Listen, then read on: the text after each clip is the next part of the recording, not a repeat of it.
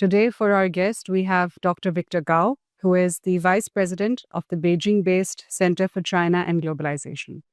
Dr. Gao is not new to Pakistan. He is an authority on global and regional geopolitics and is a familiar and very respected voice pertaining to issues on strategic competition among great powers. In Pakistan, he is especially well known for his very strong support for the Pakistan-China bilateral relationship. Dr. Gao, welcome to the platform. We look forward to hosting you today and engaging in conversation. Thank you very much for having me. Let us begin, if I may, with the issue that essentially serves as the contextual background for all global affairs that evolve and for most global issues that are ongoing, which is the US-China strategic competition. We have, over the last several years, I believe, seen various iterations of this so-called competition. For example, with the current Trump administration, also with the previous Trump administration, we have seen the US-China trade war. We have also seen a race among both powers as far as emerging technologies are concerned. And also in terms of diplomatic language and political language, we have also seen an evolution. So if we look back, for instance, to the 2011 pivot to Asia-Pacific strategy of the United States, from then on, fast forward to 2022 with the Indo-Pacific US strategy, and also with the United States national security strategy, we have seen how China has been termed or called by US leadership and US observers as a strategic competitor, and gradually, in the latest iteration, as the pacing threat or the pacing challenge for the United States. So if I may, let me begin by asking, do you believe that China, if not previously, then now, does China accept this categorization of this relationship being a strategic competition? Absolutely not. Why? First of all, it is true that China and the United States are the two largest economies in the world. China is larger than the United States. If we use purchasing power parity, China is at about 135% that of the United States. And if we use official exchange rate, China is next to the United States. And I think in a matter of 5 to 10 years, the Chinese economy will be larger than that of the United States if we use official exchange rate. But these two countries are completely different. From the Chinese perspective, we do not call ourselves as a rising power. For thousands of years, China has been, during much of the time, very much at the top echelon in terms of development, contribution to science and technology, you name it. And for most of the time, there was no United States. Next year, the United States will celebrate the 250th anniversary of the founding of the United States. Is that right? So for China, we do not view the United States as a competitor. Now, it is the United States which calls China by all the names you just now mentioned. They feel so-called threatened. But from the Chinese perspective, we are not here to threaten the United States. We believe the world is big enough to accommodate both a very successful United States and a very successful China. And in terms of our development paradigm, we are completely different. Since 1978, China has been following socialism with Chinese characteristics. We emphasize more on Chinese characteristics, which can be flexible to absorb anything which we believe can contribute to China's increase of our productivity, for example, increasing of our efficiency. But the United States seems to be a little bit lost in their own way. They do not know what exactly they want to do. And there are chaos and after chaos in Washington. As we speak, the US government is locked out. They are not able to pay off their federal employees or military officers and soldiers. It's not caused by China. It's caused by internal problems of the United States.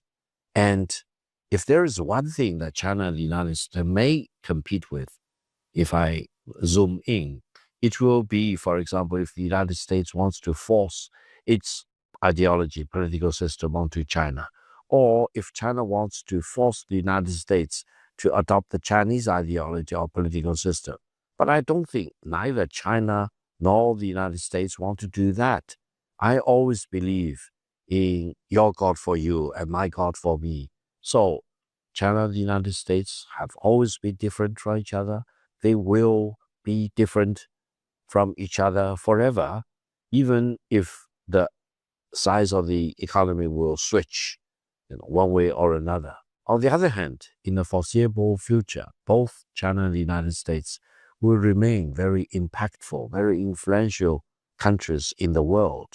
And China and the United States need to figure out a way to get along with each other rather than to lose sanity about the ever increase and the gradual progress of China relative to the United States.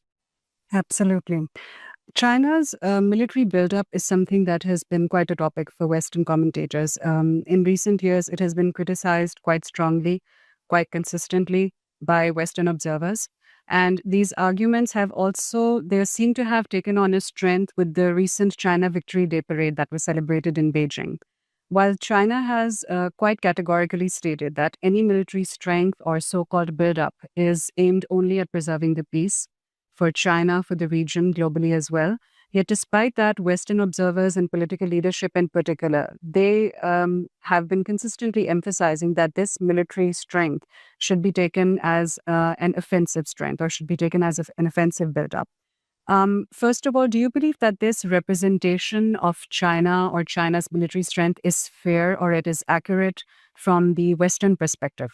I'm afraid it's a complete misreading of China's national defense strategy and the status of the national defense strategy in China today. Why?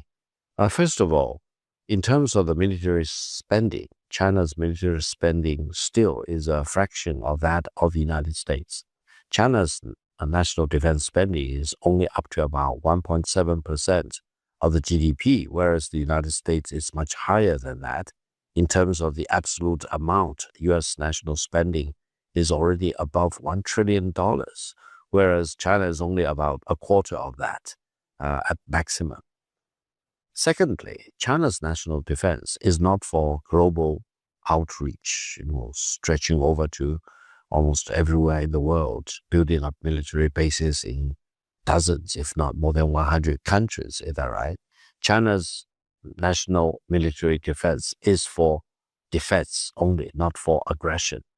Now, the other thing is that, yes, indeed, there was September the 3rd victory parade. I was doing live commentary with CGTN throughout the morning. I was personally very much amazed by the quality and the magnitude of the new weapons demonstrated. And all the weapons demonstrated have been already put into active deployment within the People's Liberation Army. And allow me to mention that China has 14 land neighboring countries, including Pakistan and also including India, for example. And China has more or less 6 maritime neighbors. China's national defense is not a measure up against any of these land neighboring country or maritime neighboring country. The real truth is that China's national defense is a match up against the United States, because China wants to convince the United States that the increasing power of the Chinese national defense will make the United States more treasure peace rather than agitating for war. I'm a firm believer of what I call inevitability of peace between China and the United States. But peace between China and the United States should not be taken for granted.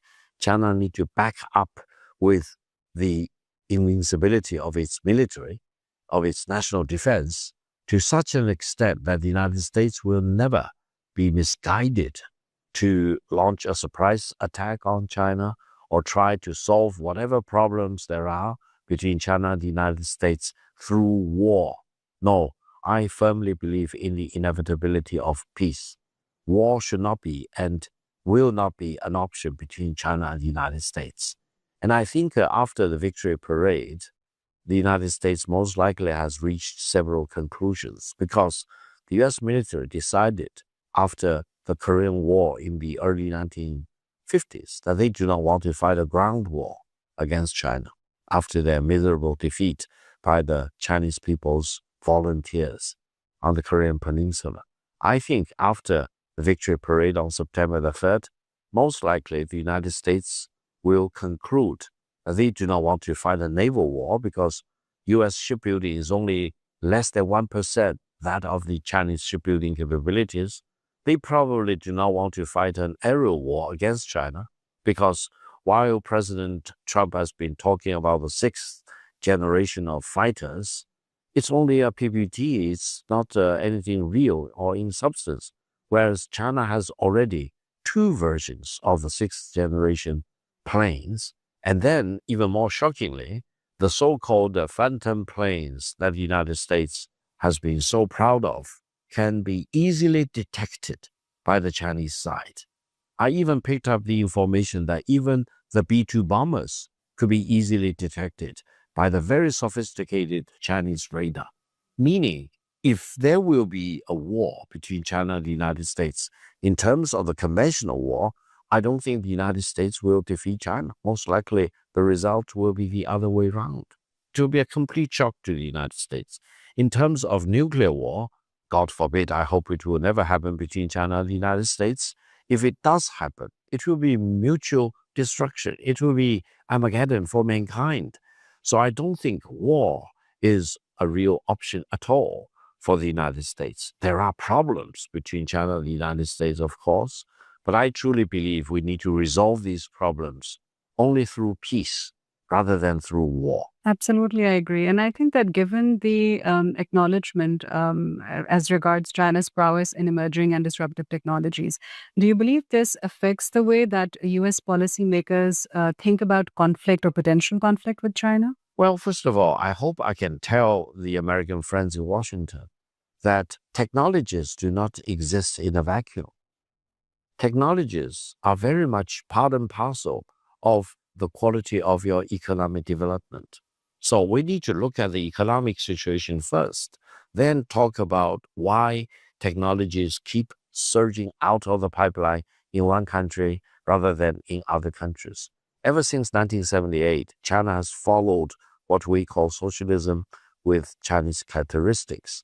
And the Chinese characteristics are all flexible. They can pick up anything in the world and put into the box of or the bottle of socialism and become socialism with Chinese characteristics. And ever since 1978, the whole nation in China, believing in development as the hard truth, have always been pushing forward again and again. We are never complacent. We never stopped, paused to congratulate ourselves. We scaled one height after another because we want to make sure that the Chinese nation will achieve everlasting development. We will contribute to global peace and development, etc. And we will never allow any foreign troops to set their military boot onto China. And we will never allow any foreign power to threaten war against China. So I think China has been developing very rapidly, changing itself as well as changing the whole world. But the United States seems to be stuck somewhere. They are not moving forward. And I think this economic resurgence of China is the main reason why China now is well positioned to introduce one technology after another out of its pipeline. So you may be shocked to see, wow, ZTE has been there, Huawei has been there, Dajiang has been there, and not only in terms of the manufacturing capabilities, but also more and more in terms of the applications of all kinds. Just look at TikTok, for example.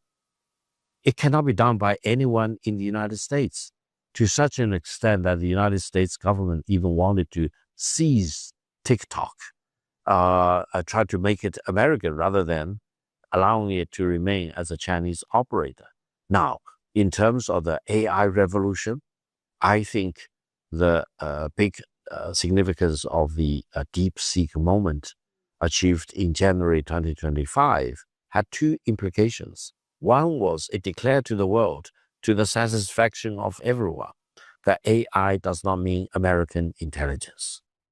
So the Americans should really not indulge in the fantasy that AI is American intelligence, or they will be successful in building up AI dominance. The second thing is even more profound. According to me, based on my very careful analysis, AI need to be open sourced. And the way the Americans are doing AI is still mostly closed-sourced, which is a dead end in my analysis. In the medium and longer term, AI need to be open-sourced, meaning AI should be for the benefit of mankind as a whole. No one should be allowed to set up steep walls, try to protect itself, and try to increase the cost, for example, and disallowing participation by other countries. So I think if you look at all this, I truly believe China is doing the right thing. China now always declares it wants to be on the right side of history. So it is not just for today, it is for the future generations. I even went on to say that we in China always think not only in terms of decades or a couple of centuries, we now think about 70-25, meaning 5,000 years on top of 2025. And we always want to be on the right side of history. And I think this explains the Americans or mankind as a whole should really be fully prepared to see more and more cutting-edge technologies coming out of China. Allow me to mention two very briefly. One is this fusion reaction, meaning achieving huge amount of energy by fusion technology rather than fission technology, which has been used up to today for the nuclear power stations, for example. And there are only 3 countries involved: China, Germany, and the United States. I'm pretty sure, I will be happy to bet my house on it, China will be the first country to achieve economy of scale by the fusion technology. And this will really free mankind from dependence on fossil fuel to a very large extent. Now, the second thing is also very interesting. It's called molten salt-based thorium reactors. Again, it is a nuclear reactor generating power. And I think it is much safer, and the raw materials needed for this kind of power generation will be much more in abundance. So I think China is really pushing the edge of the envelope to identify and to promote new ways of generating power and electricity. And while China is now the biggest power generator in the world, I think China's goal is to double its power generation in the coming years. Why? Because China is firmly convinced in the AI tsunami. AI will change everything we do, and AI will need a lot of electricity. So it is better for all the countries in the world to be fully prepared to generate more electricity in anticipation of the complete transformation which will be brought about by the AI revolution. China now already produces more than 250% as much power as the United States does. And China's power generation for industrial use is more than 6 times as much power used for manufacturing in the United States. But China wants to double its power generation on the basis of this very extraordinary amount of electricity we can generate in China, because we anticipate that China will be in the leading position for this AI revolution. And China's national defense, on the one hand, cutting-edge technological innovation and breakthroughs are serving only one purpose, that is for peace, and peace for mankind as a whole. So do you believe that in addition to China taking the lead in technological innovation, would China also be offering a contrast, or rather taking a lead in terms of responsible technological innovation? Because as you already mentioned, for instance, with the race in AI and how China is developing quite fast, there is also an environmental impact. And it would be equally important to ensure that any such technological innovation is also responsibly met. So needs must be met responsibly. Where do you think China might stand there? Absolutely. I think you raise a very important question. Let me share my observations with you. You may know for sure that China now is the leading manufacturer of EV. Yes. Yes, electric vehicles of all kinds. And China is now the biggest exporter of EV. China now produces up to about 33 million cars every year. But the EV production is still a small percentage of that. China's goal is to push the EV revolution to the hilt, meaning eventually all the 33 million cars China will produce will be EV cars. Part of the reason is fuel cars or the ICE cars will need to use gasoline or diesel, which is truly, a very bad contributor to climate change. And by promoting EV car, you really can rid yourself on the dependence on crude oil or gasoline or diesel, and help better take care of the climate change issues in the world.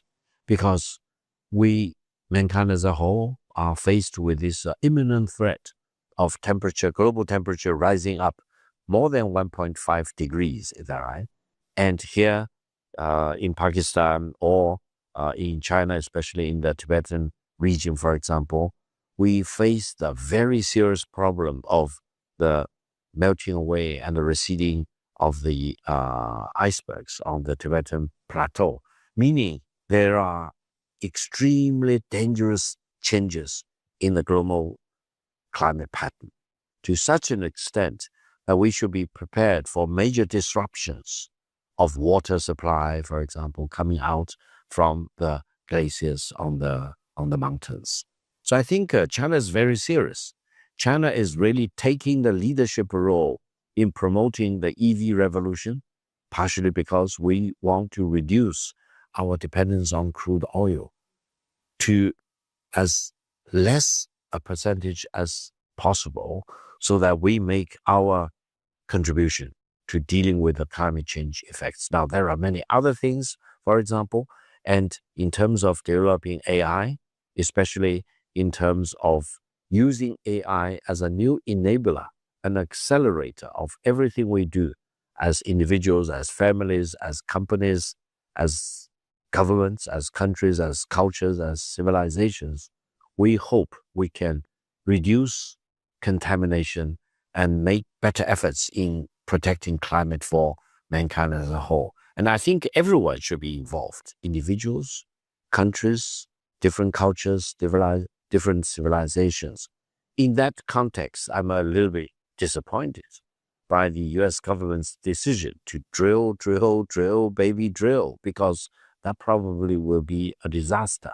Because America is really already the most energy intensive country in the world. They actually generate a lot of waste for their energy. But if they want to drill more wells, for example, and rather than practicing economy in the use of their energy, probably they will be the biggest contributor to climate change impact, which will be a disaster for mankind as a whole. So let's bring it now, Dr. Gao, if we could, to the ongoing conflicts in the Middle East and in Europe. What we've seen in the last few years is two very different, very contrasting approaches to both conflicts, whether it's Israel and Gaza or whether it's Russia and Ukraine. On China's side, what we have seen is Beijing has repeatedly called to end or to bring a negotiated settlement, to bring a peacefully negotiated settlement, to uphold international law, and to focus on the humanitarian uplift and the suffering of the people. And the contrasting side, what we have seen for both conflicts, is the US-led Western approach, which regretfully has focused very much on supporting the aggressors or supporting the one party or the other in both cases, whether politically, economically, militarily, which has had the effect of prolonging the conflict, which has had the effect of enhancing the humanitarian cost, and which has repeatedly and consistently undermined international law.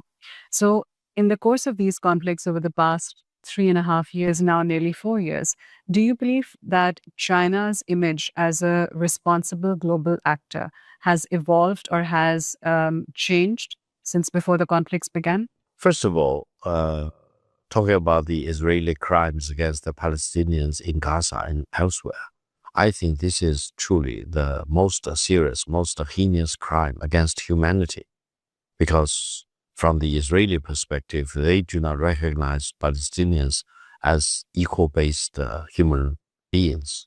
They want to kill as many as they can They want to destroy their culture. They want to seize their land. And they commit all kinds of crimes against them, taking away their lives, destroying families, bombing out churches, mosques, and other places of religious faith, schools, hospitals, you name it. And I think it is a shame for mankind as a whole to be helpless in stopping this kind of atrocities against mankind. Part of the reason is that Israel is not fighting against the Palestinians alone in their own capacity. They are aided and abetted by another big country behind it. And I think mankind should really rise up to the occasion to stop this heinous crime against the Palestinians, to prevent them from seizing the land in Gaza, which belong only to the Palestinians. They do not belong to the Israelis at all. And I think China has been condemning the Israeli atrocities from day one. China has been calling for an immediate end to the killing, to the atrocities against the Palestinians. And China has been fiercely promoting the two-state solution, which will be the only right solution to end this conflict between Israel and Palestine. And I think China will continue to do the right thing, leave no stone unturned to provide maximum support to the Palestinians in Gaza, in the West Bank, and elsewhere, for example, until they will have a fully established state of Palestine. I thought many Palestinian people were very much moved to tears back in 2023 when they saw the Palestinian president, Mr. Abbas, got top-notch protocol reception in Beijing because China treated the president of the state of Palestine as equal with all the other visiting heads of states. And there is no shortchanging of any protocol arrangement for the Palestinian head of state. Therefore, China will continue to do the right thing. Now, for the Russian-Ukrainian war, which started in 2022, on day one, China called on both Russia and Ukraine to stop the war, to stop the escalation. Do you know, part of the reason from Beijing's perspective is that China realized from day one that this Russian-Ukrainian war has the ingredients or the possibilities of escalating from a conventional war to a nuclear war. So the sooner you bring this war to an end, the better. But the Europeans think otherwise. They want to rearm themselves. They were forced to increase their national spending to 5%. There are even talks about Germany building a nuclear bomb. I said it in London just the other day before I came over here, that as unconditionally surrendered, Germany and Japan should never be allowed to develop weapons of mass destruction, because it will be a gross violation of the unconditional surrender document that they signed in 1945. Is that right? So I do hope we will use our reason and rationality rather than emotions, for example. And whenever there is a war, it's always a good idea to put the war to an end and then figure out what's wrong, who should be punished, who should be charged with all the war crimes, for example, rather than try to see the escalation of the war. And I would say Russia cannot be defeated. Why? Because if you inflict tactical defeats on the Russians, then you actually create more incentive for Russia to eventually escalate from a conventional war to a nuclear war, which will be even greater disaster. And the Europeans should also realize, as I hope they will, that there will be no lasting peace in Europe by excluding Russia. And there will be no lasting peace in the world by excluding Russia. Whether you like Russia or not, that's a separate thing. But Russia needs to be included in the security arrangement for Europe, in the security arrangement for the world as a whole. So I hope we will really focus on what matters the most.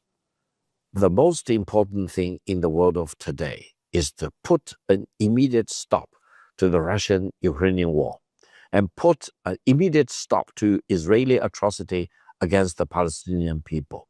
Nothing will be more important than these two immediate stops to wars in Ukraine as well as in Gaza. Absolutely, I agree. I believe also that the regional conflicts in both cases are also very much reflective of the very strengthening alignments or realignments rather against the context of the US-China competition. So for instance, if we look at most countries, I believe they not only would prefer to have a neutral stance, they actually cannot afford to jeopardize relations with either state. And the understanding in general is that while there might not be pressure from one side to choose sides, there is probably pressure from another side. So if, for instance, we were to take the example of Southeast Asia, of South Asia, also of the Indo-Pacific region, what would you say are the expectations that China and the United States have of their respective allies and strategic partners? Well, first of all, I think the real choice for any country in the world should not be a forced choice to pick United States versus China or vice versa. That's not the real choice. The real choice for every country in the world to make is to decide whether the United States is doing the right thing or the wrong thing. And then based on your decision, you decide whether you support the United States or oppose the United States. It will be completely insane if you see the United States doing the wrong thing and you decide to go along with the wrong thing the United States is doing. It will also be completely insane if China is doing the right thing and you decide not to cooperate with China. Therefore, before you reach the point of picking and choosing between China versus the United States, you need to decide first of all, and most importantly, whether the United States is doing the wrong thing or the right thing, and whether China is doing the wrong thing or the right thing. So that should be the more logical, more sane decision for mankind to make. Now, it applies to Southeast Asian countries. It also applies to all the Indo-Pacific regions, for example, and it will be completely irrational to make a decision without using our own brain as to whether the United States or China is doing the right thing or the wrong thing to start with. Let me give you one example. In theory, the United States pays more UN membership fees and other dues than anyone else. China is the second. US pays up to about 21%. China pays up to about 20%. But the United States has been in arrears, in default, in their payment to the United States to such an extent that they run up an arrears of about $3 billion US. This is one of the main reasons why the United Nations is going through financial difficulties or even crisis and the like. But China never says and never brags about it. For more than 10 years, China pays more to the United Nations than any other country, even more than the United States did. Why? Because the United States has been in default in their payment to the United Nations. That's how China views its responsibilities. China will never say, holy cow, the United States refuses to pay UN membership dues, so why should I keep timely payment of my dues? China always believes, as a country, as a very important country, as a permanent member state of the Security Council of the United Nations, we have an obligation to keep paying our membership fees and other dues to the United Nations on a timely basis. We will not be influenced one way or another if the United States decides to default in their payment to the United Nations. So, for any other country in Asia or in the Indian Ocean or Latin America or in Africa, do you really think any country will make the decision? Oh, the United States is not paying the United Nations, for example, so why should I keep my payment? I should also default. That will be a wrong decision. And that will really not be your contribution to world peace and stabilities. So I think use your brain first. And I think many countries in the world have that capability. Sometimes they feel maximum pressure from Washington, that's for sure. Washington sometimes hold a gun at your head and say, follow me or follow China. And if you follow China, you become my enemy. No, I don't think that's a accurate characterization of the relations. China is not an enemy of the United States. China does not want to be an enemy of any country in the world. China wants to treat all the countries, roughly about 300 countries in the world, big or small, as an equal. And we want to really join hands with all the other countries to promote peace, promote development, creating enough prosperity to be shared by mankind as a whole and by all the countries as a whole. So what we've been seeing recently, all across Asia in particular, is there is an increasing focus on regional integration. So across different countries, whether we look in Southeast Asia or South Asia, even Central Asia, there is an appetite among the political leadership and I believe also among the civil society for focusing more inwards on multilateralism, multiple platforms within the region, and relying less on extra-regional actors or extra-regional great powers. We've seen this, for example, if we look at the case of Southeast Asia, where China remains the largest partner in infrastructure financing, where China has a strong technological presence, where China's support, where there is also great support for China's call for a community of a shared future. At the same time, if we look, for instance, at the example of South Asia, we have the China, Pakistan, Bangladesh trilateral mechanism as well. So looking at all of this and looking at how there seems to be a greater focus or a desire for greater regional integration, more reliance on internal actors, how do you assess the potential for success of such an approach towards foreign policy? Well, before I answer your very important question, allow me to mention one point. That is the international order we are living in today, established back in 1945, was meant to be multipolar to start with. Just look at the composition of the United Nations Security Council. You have 5 permanent member states, China, Russia, the United States, Britain, and France, each with a veto power. That means the founding father of the United Nations, back in 1945, agreed that singularity or sole polarity in the world will not work. It will not generate benefits for mankind as a whole. You need to have enough checks and balances. That's why multipolarity involving minimum 5 permanent member states of the United Nations, and then it will be a safer, more balanced world going forward. Is that right? So the world order established back in 1945 was not meant to be unipolarity at all. And we should be very proud of the fact that we need to defend multipolarity rather than allowing any big country to claim that it is the sole polarity for the whole world. That's number one. Number two is that I think we only have one world. And the one world, the one globe, the one earth is becoming increasingly smaller. Why? Because for mankind as a whole, our perception, our concept of time and space is shrinking. Because in China, for example, our fast train travels at 350 kilometers per hour.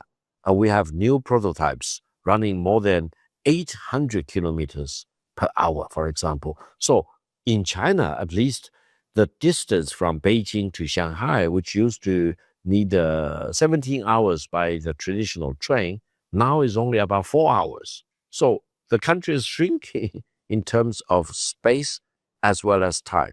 So I disagree with anyone who believes that the world should be fragmented into national walls, building up a national wall to keep other countries out, for example, or to build up opposing blocks, of friendly nations within one block. No, we only have one earth to live upon. And then in terms of climate change, etc., it is not a country-specific issue. It is really a global issue. In that overall context, I think regional integration is a must, is a megatrend. Different regions, of course, work differently. In EU, they built up European Union for decades, but on some crucial points, they seem to leap through an abyss in 2 steps, which is very dangerous. Sometimes you need to really accelerate and leap through the abyss in 1 step rather than in 2 steps. Otherwise, you'll fall down into the abyss. Southeast Asian region, for example, ASEAN is doing it better, but they are not fully integrating on many things in terms of currency, payment system, economic development, paradigm or methodologies, etc. There are more rooms to further improve the regional integration. In other parts of the world, there are attempts at regional integration. But my fundamental point is a very simple but elegant one. Regional integration is the megatrend. Different regions in the world need to put their action together to promote more and more regional integration. Now, if you look at what China is doing, China has proposed the Belt and Road Initiative, the BRICS cooperation, for example, and the Shanghai Cooperation Organization, etc. China has been really promoting different alternatives to the country-specific and country-centric way of developing, mainly because the world has reached the point of higher level of globalization. I do not believe deglobalization will work. I do not believe reverse globalization will work. And I never believe that protectionism eventually will prevail. I always believe in free trade. And I always believe in greater regional integration, the greater global integration, and mankind will finally reach the conclusion that we are all the same, regardless of our colors, for example, our height, our longevity, life expectancy. We have many differences, but under the skin, we are all the same. So no one should really create all these artificial barriers. No one should claim I'm the super race and all the others are subspecies, for example. No one should say, I want to make my country great at the expense of other countries. It's not going to work. And no one should be allowed to claim, we no longer want to practice free trade. We want to practice fair trade. I've emphasized there will be no fair trade unless it is free trade. Because fair trade without free trade will be fair trade for you, but unfair trade for me. Who is going there to decide which one is fair? Only free trade, meaning involving two willing parties, the buyer and the seller, willingly entering into a deal, will make free trade as a fair trade. So I think in terms of the paradigms, we need to be very, very careful. We should refuse to be misguided by some very dangerous elements who want to confuse you, who want to come up with double standards, triple standards, and then they get the best of the deal, and the rest of us suffer the consequences of the unfair trade. If we bring it to Pakistan, for instance, in particular, and of course, given the context of a very strong relationship that Pakistan has with China, in the very recent conflict earlier this year in May 2025 between India and Pakistan, after the conflict, Pakistan's diplomatic approach or Pakistan's outreach towards the international community, many in Pakistan believe, many perhaps in other countries also believe, that it positioned Pakistan very strongly as a very key responsible actor within the region, within the smaller region and also within the broader region. And most recently, what we've seen possibly, which is connected, is, for example, Pakistan's stronger role in the region with, for instance, the Saudi Mutual Defense Agreement that was recently reached. What do you believe is, how does China view not just Pakistan's evolving role, whether it's specific to this defense agreement or in general, as regards diplomatic outreach and status after the conflict in particular? Well, the Pakistani victory in the aerial battle involving Pakistan and Iran early May was generally considered as a victory for China too. Why? Because China and Pakistan really cooperated over the decades. We trusted each other. We treated each other as brothers and sisters. And on the Chinese side, we had no reservation in sharing our best equipment, best technological know-how, best military planes, for example, with the Pakistani side. And I'm very happy to see that the Pakistani side used either Pakistani-Chinese joint venture-produced planes or China-supplied planes, and also other assistance from China, especially in terms of data analysis, data collection, and information technologies, for example, to make sure that Pakistan would eventually win the aero battle, which is actually the largest scale aero battle that mankind has seen for several decades. It's amazing. And I think there is only one winner and there is only one loser, and the winner is Pakistan and the loser is India. Regardless of whatever India tried to do in parallel universe to tell the alternative version to fool itself as well as fool mankind. But I think the rest of the world knows very well what happened. Pakistan is a complete winner, and India was defeated in the aerial battle. Now, there are reasons why the Pakistanis won this battle. And this winning the battle was one main reason why the United States actually tried to improve its relations with Pakistan. Your Army Field Marshal, the Chief of Staff, met with President Trump, I think 3 times. He was invited by President Trump over lunch, very unprecedented protocol treatment. And the Field Marshal accompanied your Prime Minister in visiting the Oval Office, etc. All indications are Pakistan really got a lot of collateral benefits because of this victory in the aerial battle against Iran. Now, your signing of this defense cooperation with the Kingdom of Saudi Arabia is a major vote of confidence in Pakistan, because Pakistan now is believed to be a strong country, great military, and the military with great discipline, very good training, and with good equipments, and with a channel of communication with China, through which you can get other benefits of very advanced military hardware and software from China. Now, purely from the Chinese perspective, we look at the Pakistani victory in this way. We think the future warfare will be completely different from the traditional way of fighting a war. I've emphasized the complete seamless integration of the outer space, the air, that is the Air Force, the ground, that is the Army, and the surface water, that is the Navy, and the submarine. So the 5 dimensions need to be integrated, boom, into a seamless whole, aided and accelerated by the data information and AI. Now, this is very important. Going forward, a fighter plane will not just fight in its own isolated capacity.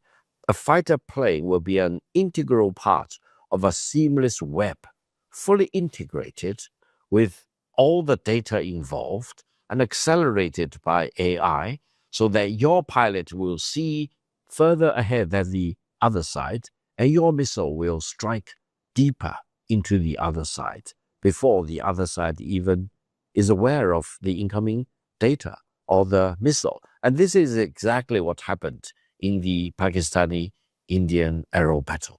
And I'm so proud that China-Pakistani cooperation has really delivered the real results. And I truly believe that China-Pakistani military training for decades to come have also resulted in the good results. So the aero battle victory is a great pride for Pakistan, that's for sure. It's not a secret. It's not an open secret. It's also a great pride for China. We are all very, very proud of the Pakistani support. And I think it really helps elevate the Pakistani status in the world. And the fact that President Trump of the United States declared that the Indians lost 6 planes was really very significant. He even later added another plane. He said India lost 7 planes. I hope this will nail the coffin as far as the Indian losses are concerned.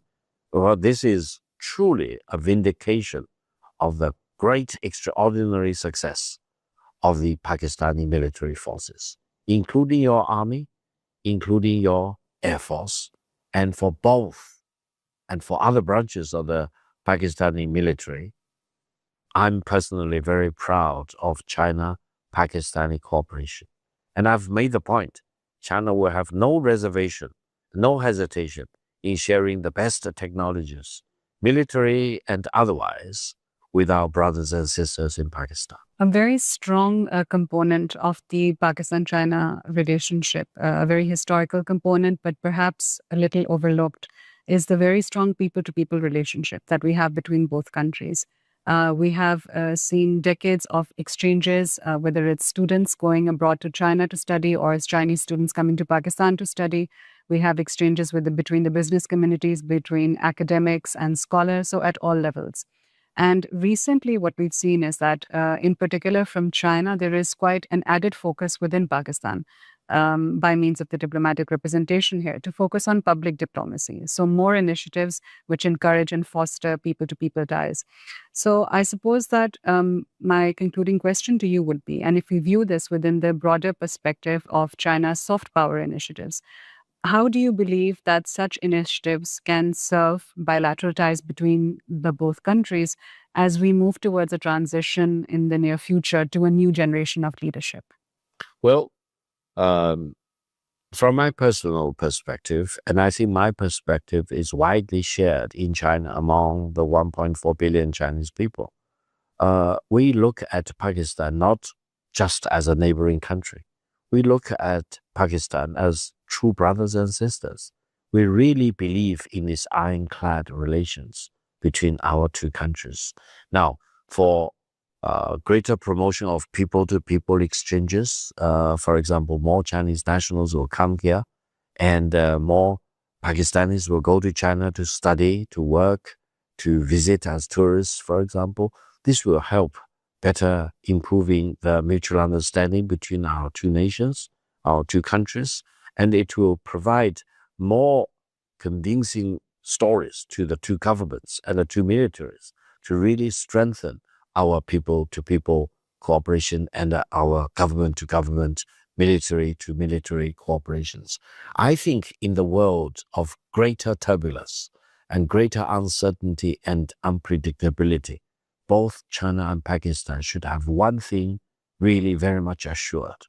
That is our mutual trust, our mutual support, and our never giving up each other in times of extreme difficulties in particular.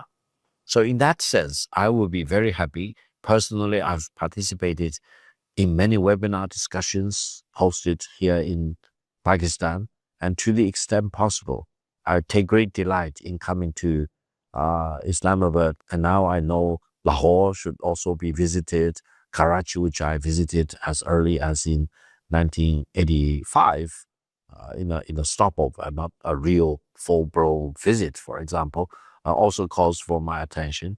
And I've flown above Gwadar port multiple times, and I looked from the air to Gwadar port. I saw that being expanded, being more and more being completed, for example. So maybe I should go there too to meet with the local people. And more Chinese people coming to Pakistan should be the megatrend. Now, allow me to mention one thing. Each time I read about the killing of Chinese nationals inside Pakistan, it's a pain. It's really a great trauma for me and for my nationals. So we also have a sincere hope that the Pakistani government, the Pakistani military, and the Pakistani people should work very hard to protect the lives of the Chinese nationals. I'm personally very grateful to the staunch support of the Pakistani government and the Pakistani military in providing maximum support for the Chinese nationals. I'm extremely pained to see some of the Chinese nationals killed in Pakistan. We're working on CPAC projects. We're working as teachers to teach the Pakistani brothers and sisters, etc. So I hope greater security and safety will prevail in Pakistan. Social harmony will be expanded in Pakistan, and the country will really enjoy peace and stability and do what we, the Chinese, have been doing relentlessly ever since 1978. That is, treating development as the hard truth, as the only truth, as nothing but the truth for the benefit of Pakistan, for the benefit of China, and for the ultimate benefit of mankind as a whole. Development is the hard truth. I agree. The security of the Chinese people, the expats who are working here, who are living here, it is a core focus for the government. And I believe it's also equally important and very close to the hearts of the Pakistani people, given our history. And I believe, as you also mentioned, and from what we also see here, I believe that the future of Pakistan-China relations, in the coming generations, it will also be in good hands. So we already have a very strong historical foundation to build from, and it'll go from strength to strength moving forward. Let me share with you one open secret. I travel a lot, extensively in the world. I've been to more than 100 countries. And wherever I meet with Pakistani friends, wherever, inside Pakistan, in the United States, many places in Europe, and now increasingly many places in the Arab world, in the Middle East, whenever I meet them, a man or a woman, etc., I feel naturally inclined to call him or her as my brother and sister.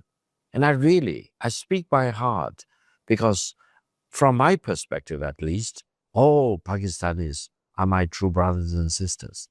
I never have any similar kind of inclination or instinct in dealing with any other country or people from any other country. That means there is a unique and extraordinary nature to China-Pakistan friendship.